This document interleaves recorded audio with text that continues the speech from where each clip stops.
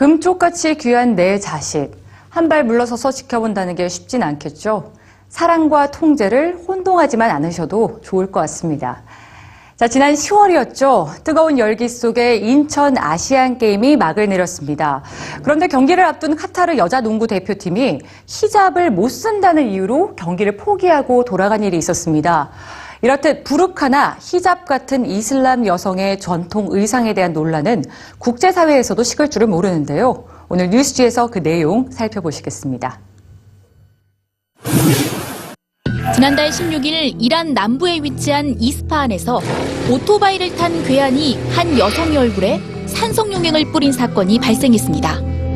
이유는 그 여성이 히잡을 쓰지 않았다는 겁니다. 지난 9월 프랑스 파리에서는 오페라 라트라비아타를 감상 중이던 한 여성 관객이 공연장에서 강제로 퇴장을 당했습니다. 이번에는 부르카를 입고 있었다는 이유입니다.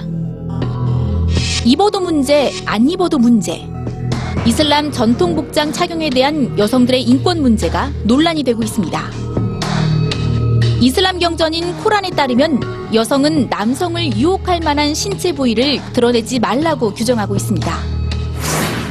이에 따라 대부분의 이슬람 국가들은 여성들에게 신체의 일부 또는 전부를 가리는 의상을 입도록 강제하고 있는데요.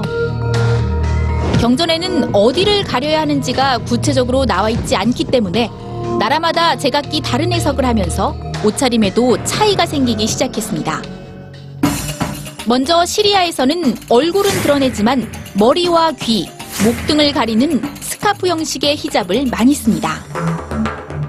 역시 얼굴은 빼고 발끝까지 가리는 형태의 차도르는 이란 여성들이 많이 쓰죠.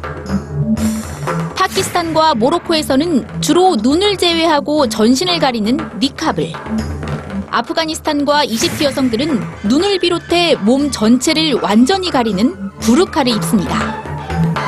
여러분은 이 의상들을 보고 어떤 생각이 드시나요? 서구의 시각에서 이런 복장은 여성의 인권과 자유를 침해하는 것으로 비춰지곤 했습니다.